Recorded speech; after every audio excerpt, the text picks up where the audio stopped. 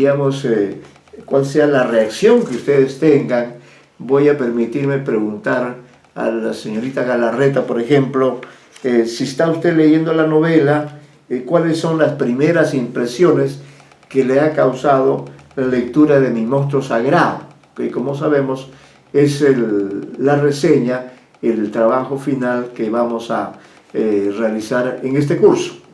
Señorita Galarreta, le agradecería que ponga su micrófono para poder escuchar cuáles han sido usted que es una... Que active su cámara también para sí, filmar. Que active su cámara. Active su cámara. Sí, ya está. Le estamos viendo. Sí, ya la entonces, estoy como usted es una alumna muy regular, siempre está presente, quiero recoger alguna información sobre esta novela, si ya la está leyendo, qué le ha parecido, o en todo caso, cuál es en este momento su apreciación sobre ella, porque no olvide que el examen final, como ya hemos quedado semanas atrás, consistirá en una reseña. Por eso es que yo me he esmerado también en brindarles la mayor cantidad de información, de puntos de vista, por eso que nos hemos detenido, para que ustedes entiendan también que el trabajo de la crítica literaria supone un consumo, supone un trabajo de largo aliento, ¿no? ¿Qué podría decir al respecto, señorita Galarreta?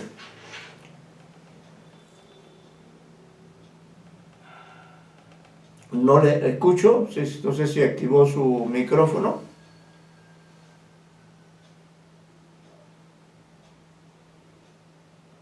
En este momento no le estoy escuchando. No se le escucha.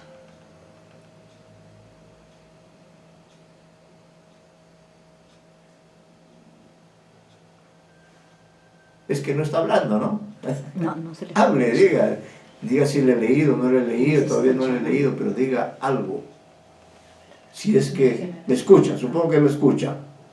Sí, de hecho me escucha porque ha abierto usted su imagen, como siempre lo hace, usted participa siempre, de modo que con toda la libertad del mundo, pues conteste a la pregunta que estoy haciendo en los términos que usted crea conveniente. Sí, no logro escuchar. Creo que usted está hablando, pero algo falla en aquí en nuestro estudio, ¿no? Que no le escucho.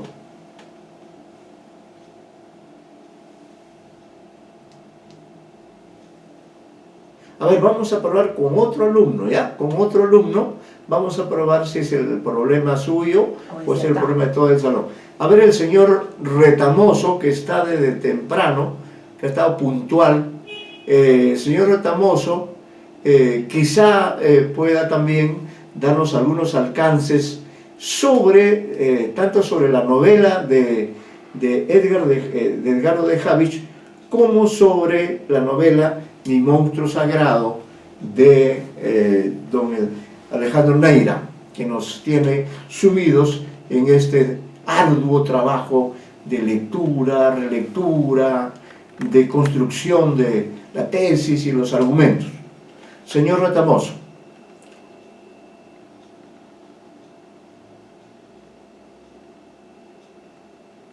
Al señor Retamoso lo he visto, aparentemente está en el aula, así que le agradecería, y además él siempre participa, da aportes interesantes, por eso también lo convoco a él.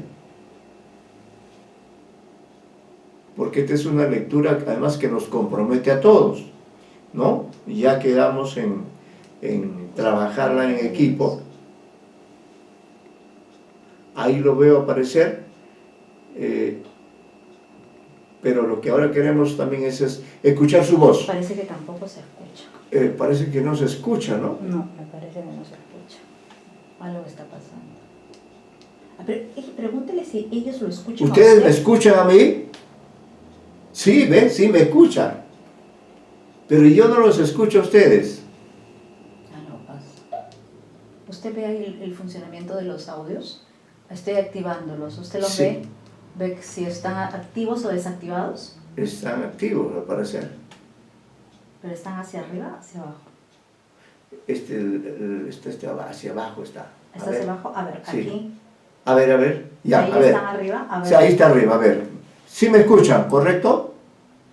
Sí, profesor, sí, profesor. Ahora sí, a ver, señor Retamoso, ya que ahora hemos retomado la comunicación, ¿qué nos podría usted comentar sobre la novela El monstruo sagrado, que está siendo objeto de un análisis exhaustivo, porque queremos compartir este viaje, esta aventura de la lectura, la relectura, a fin de arribar a buen puerto con la redacción de una reseña que se enriquezca precisamente no solo con lo que yo pueda decir, sino que se enriquezca con lo que ustedes también van a descubrir.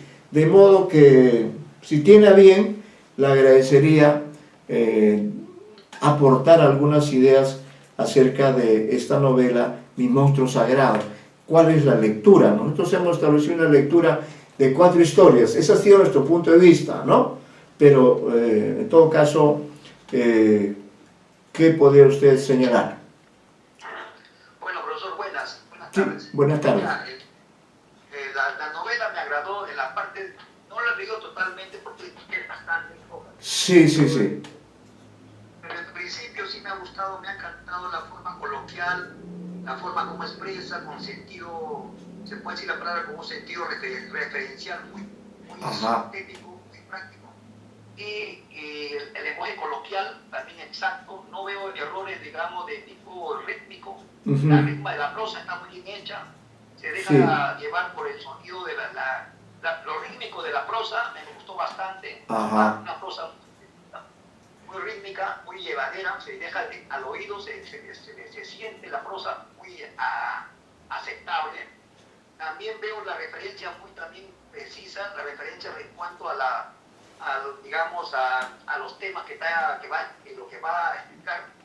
Y también lo que puedo resaltar es los segmentos. Por ejemplo, veo con realismo, pero no sin poesía. Esta parte con realismo, pero no sin poesía, que titula el capítulo 2, ahí lo pone como 2, con realismo sí, pero sin poesía, lo sacó de la portada del libro, El monstruo sagrado. El monstruo sagrado. Claro, lo sacó de ahí, porque lo sacó de ahí, buscando, digamos, archivos, buscando cosas de esta novela, que sirve como base a esta novela, pero no pude encontrar el libro, porque ya prácticamente ha desaparecido. Como usted dijo, ha desaparecido. Quise buscarlo también en algunos sitios, pero bueno, no pude encontrarlo.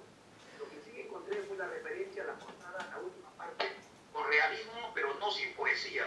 Lo toma como una especie, digamos, de motivación para explicar el texto, ¿no? Narrativo. Claro. Y la verdad es muy, digamos, muy regocijante para mí que la novela comienza con un buen tono. Un buen tono, comienza explicando las referencias de la biblioteca de su padre, pone el tema padre e hijo. Padre e hijo, claro. Pues, una segmentación muy correcta, muy precisa.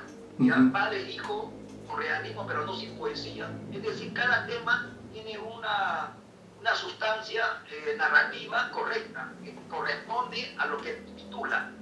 Claro. Sí. Claro, que corresponde, no son títulos metafóricos, ni son títulos tampoco, digamos, que nos llevan a otras partes. Son títulos que tienen referencia, una pertinencia con la trama que va a exponer cada capítulo. Y eso es importante resaltar, que el hombre está haciendo una narración, me parece tipo crónica, ¿no? Crónica al estilo de García Márquez, crónica de una muerte anunciada, algo así es el sentido web que, digamos, se puede decir, he encontrado en estos pequeños párrafos al comienzo. Sí. Luego podría también decir de que el tema de la homosexualidad también ya estaba presente, ¿no? Desde el momento en que ya había cogido el tema del monstruo sagrado, ¿no? El tema ya tenía una recurrencia del tema, pero con una gran dosis de originalidad. esa originalidad que le da prácticamente el ser. Usted dijo, ¿no? Aquí hay 4 historias, de repente hay mucho más, pero claro. yo recién comienzo a leerla, profesor, y por eso le pido un poquito de, digamos, de tiempo. Sí. De todas maneras, ha abordado usted algunos temas interesantes. Precisamente es por el carácter polémico que tiene la novela, es que la hemos elegido como una obra que propicie la lectura de ustedes, que de esa manera pueden novelísticamente conocer la Lima de los años 50, cómo era esta Lima de los 50, que por cierto está muy relacionada con la obra de Mario Vargas Llosa, pero seguramente también con otras obras, quizá con Julio Ramón Ribeiro, en fin. En todo caso, el autor pertenece a las nuevas promociones, es un escritor que por razones cronológicas se ubicaría pues en la generación del 2000, ¿no? Es decir, en la generación en la primera generación de este siglo, pero vemos en él el trabajo que se ha dado por recrear con bastante detalle, lo cual es digno de resaltar el que los novelistas de hoy no pueden basarse únicamente en la imaginación, ¿no? Sino que tienen que profundizar, tienen que investigar, y el propio narrador de la novela nos da testimonios incluso para quien quiera rastrear el recorrido que él ha hecho, ¿no? En ese sentido creo que Alejandro Neira trabaja siempre con la mente en un lector atento, en un lector curioso, que puede contradecirlo sin duda, porque esa es también la función del lector, ¿no? Dialogar con la novela, estar de acuerdo en algunos aspectos, estar en desacuerdo con otros, pero esa es la importancia del diálogo que estamos promoviendo, ¿no? Entonces, creo que ya en la clase anterior hemos hecho referencia a que, gracias por la intervención, luego vamos a continuar a intervenciones, pero para quienes no vinieron, que fueron algunos, rápidamente leeremos los argumentos de cada una de las historias, ¿no? Dice, la primera historia que desencadena la emergencia de las demás, estamos en la página 6, la emergencia de las demás es la del narrador innominado con su padre, que le hará conocer la ocurrencia del crimen perpetrado en 1951 en Lima por Juan Antonio Perazo en contra de su protector, el embajador y profesor Jorge Maclín y Estenos.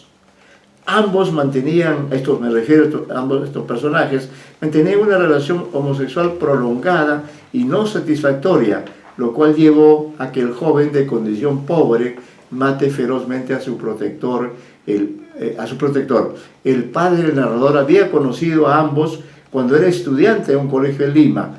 Años más tarde el narrador pudo leer la novela El monstruo sagrado de Edgardo de Javich en su casa paterna. Su padre le informó sobre el impacto que había causado en la Lima de los 50 el crimen que inspiró a de Javich en los 60 a escribir la novela que le publicó Manuel Escorza en su serie Populibros.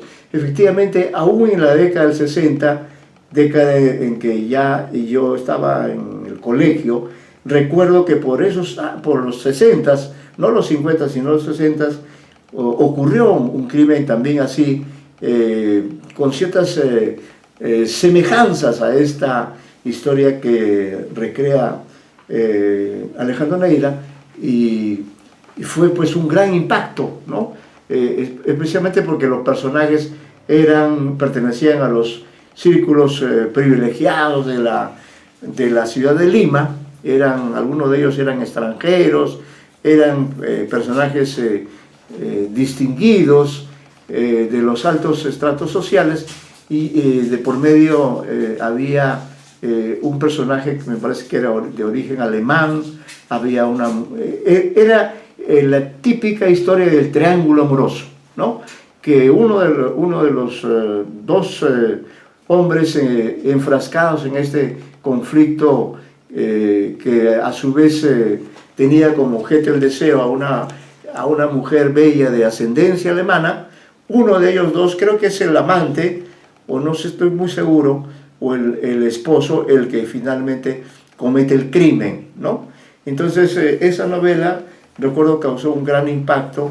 Estamos hablando ya de la Lima de los 60, en cambio ahora los crímenes se multiplican y ya Lima ha perdido, diríamos, la noción de lo horrible que significa un crimen y ya las reacciones de una ciudad mucho más poblada que la de Lima de los 60,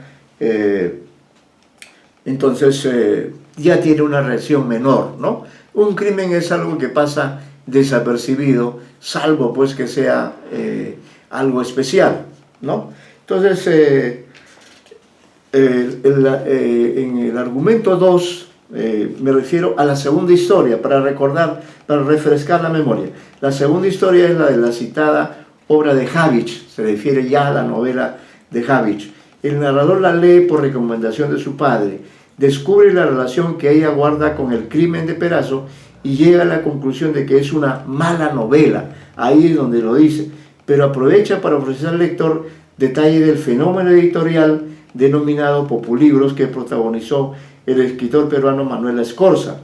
Su estrategia consistió en publicar 12 series de 5 libros cada una con un tiraje de 20.000 ejemplares y como el precio de cada serie era accesible, el público respondía positivamente. Las obras eran de autores peruanos y extranjeros. En una de esas series publicó La ciudad de los perros, novela famosa en aquellos años. Recuerden que La ciudad de los perros había ganado un premio extraordinario, el premio Biblioteca Breve, y según se dice en la novela, dato que yo no he puesto acá, según se dice en la novela, esta nueva edición de La ciudad de los perros fue prohibida por el alcalde de aquel tiempo, que era nada menos que don Luis Bedoya Reyes, famoso alcalde por haber construido el Zanjón, la vía expresa, ¿no? Y que creo que él ya es un personaje centenario. Es lo que se dice allí. Habría que constatar si esto realmente ocurrió así, porque la novela La ciudad de los perros, como ustedes saben, estuvo rodeada de escándalo, pero nadie podrá negar que fue el inicio de ese fenómeno literario llamado el boom, y precisamente por eso, seguramente inspirado por ese interés que causaba la novela, Manuel Escorza se animó a publicar también esta novela. Ya estaba consagrada esta novela, ¿no? Pero probablemente por razones del precio mucha gente no la había comprado, entonces fue la oportunidad, ¿no? Además Neira se muestra como un fino conocedor del cine, del teatro, y cita una serie más de obras que seguramente o cuya lectura sería de utilidad hacer para tener una visión de cuáles son las fuentes que sirvieron a Alejandro Neira para construir esta novela, que de una parte tiene algo de histórica, pero en gran parte también es una novela policial que gira alrededor del crimen, pero también es una novela que plantea el tema de la sexualidad anómala, como la menciona Escorza en la propaganda que hizo a esta novela, ¿no? Luego, diríamos así también, para variar un poco la atmósfera de la novela, el narrador decide también incorporar al corpus total de la novela una tercera historia. Esta tercera historia la protagoniza el propio narrador, se convierte en personaje también él, y se asombra de que se parezca a la que escribió de Habich, porque en ella cuenta al lector que él también se enamoró de un diplomático bastante mayor que él, a quien conoció en la época en que trabajó en la Cancillería, Dirección de Asuntos Culturales. Dice que ese amor entre hombres fue para él una experiencia singular que lo remeció totalmente. Lo único que le ha inspirado ese episodio de su vida es la escritura de un cuento simbólico romántico, así lo denomina, que nunca se atrevió a mostrar, en el cual se menciona la novela de Habich. Entonces descubre que ese libro lo persigue como su monstruo sagrado. Ahí está, digamos, la razón por la cual la novela se llama Mi monstruo sagrado. Es decir, una novela con la cual él no simpatiza, pero de una u otra manera siempre está presente, ¿no? Decide copiar el cuento, así lo dice, porque es parte de él, y lo incluye en la novela para desembarazarse de una historia que su padre no podrá leerla porque está muerto. No hubiera tolerado que su hijo sea homosexual. Este cuento aparece con el título de Corazón de Poeta y se prolonga durante varias páginas. Está dividido además en breves capítulos que enriquecen la novela con matices, y en ella los personajes hablan de temas estéticos y comparten un viaje a Europa. Pero el narrador descubre que para el hombre mayor, un seductor profesional, esa aventura ha sido una más de sus conquistas, ¿no? Entonces, Corazón de Poeta tiene una cierta autonomía, es el registro de la experiencia que ha vivido el narrador, comparable en muchos aspectos a la historia del diplomático y Perazo, y por eso le incluye. Ya la muerte del padre le ha quitado a él todo gesto de vergüenza, podríamos decir así, y como es un narrador, no tiene ningún problema en incluir también esa historia, y creo que con esa historia la novela gana, porque son páginas bastante bien escritas, y claro, dentro de ellas el narrador muestra el gran conocimiento que tiene del mundo de la Cancillería y de la vida secreta, de los personajes que pululan por ese ambiente que sin duda, como cualquier otro, es fuente de amorío, de romances, de amores prohibidos quizá, ¿no? Porque es un mundo muy cercano a la experiencia de muchos escritores. Yo no voy a citar nombres, pero dentro de la Cancillería hay una buena tradición de escritores, por lo menos 4 que yo recuerde, ¿no? Pero ninguno de ellos había atrevido a mostrar, por lo menos hasta donde recuerde, no se había atrevido a mostrar desde dentro ese mundo de la Cancillería, ¿no? Esa es la tercera historia. Y la cuarta historia con la que se cierra la novela, la resumo en estas líneas que dicen: el narrador, que ha seguido todos los hilos del crimen de Maclean y Stenós a mano de Juan Antonio Perazo, retoma su propia versión de lo que habría sucedido el día del crimen. Yo creo que en esta parte final la novela se vuelve más a tono con el suspenso que hay en toda novela policial. Sigue paso a paso los desplazamientos de los dos protagonistas, incluso informa de la presencia de Perazo en el velorio de su víctima, y el hecho de que en esas circunstancias el asesino no pudo esconder más su crimen y reveló todo. Añadió datos pasados sobre su viaje a Lisboa, como parte del personal de Maclean, nombrado embajador en Portugal. Cuenta que coincidió en la embajada con Luis Felipe Engel Sofocleto, una figura del periodismo de humor durante el siglo XX. Perazo retornó al Perú por barco y llegó a Guayaquil. En Lima se reencontró con el embajador, que está próximo a partir al Ecuador por orden del presidente Odría. Son los días próximos al del asesinato. Perazo es liberado el mismo año en que salió la novela El monstruo sagrado, ¿no? 10 años después, o no más, 13 años después, él es liberado, aunque había sido condenado a más años de prisión. Se fue a Chiclayo, me refiero a Perazo, y se dedicó a promover actividades culturales.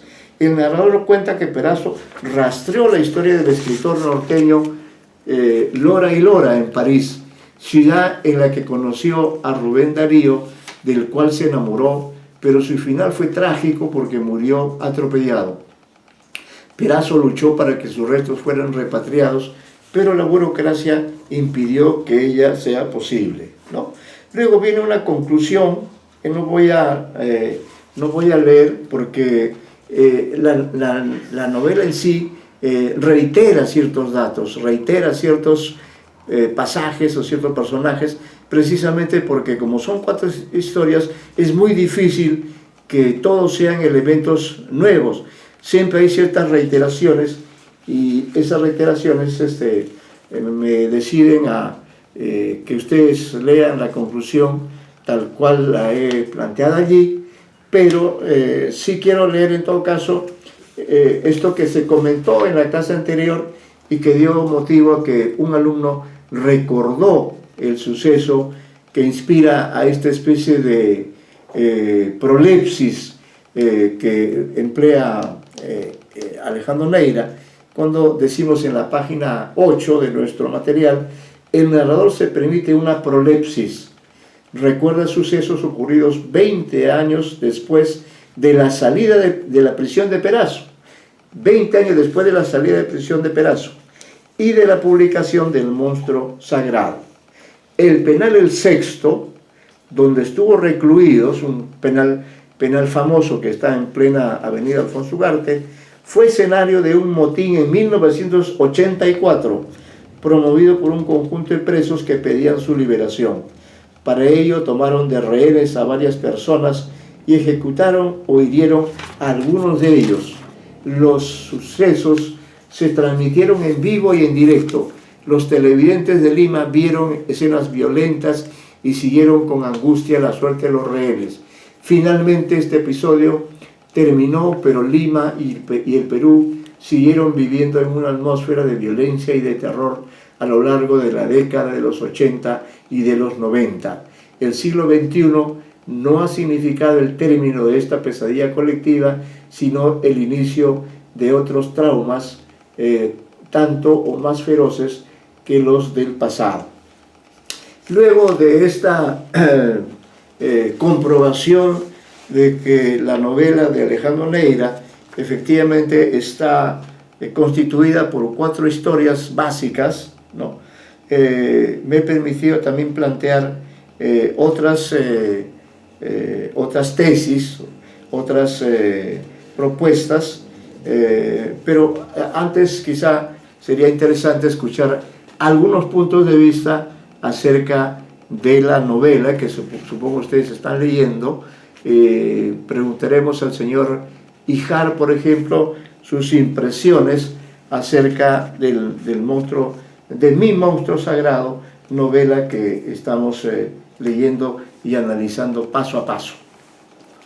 Quisiéramos escuchar el punto de vista del señor Híjar, que está presente.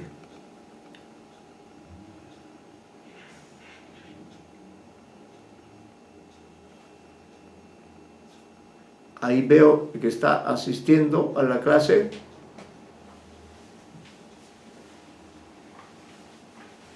Profesor, mi compañero acaba de manifestar que tiene problemas ahorita con su micrófono. No le escucho, por favor. Tiene problemas con el micrófono, el señor Híjar. Tiene problemas con el micrófono. Sí. Ya. A ver, entonces, señorita Bustíos, vamos a pedirle a usted, por favor, algunos puntos de vista acerca de la novela Mi Monstruo Sagrado. No hay que confundirla con El Monstruo Sagrado, ¿no? A pesar de la similitud que hay en el nombre.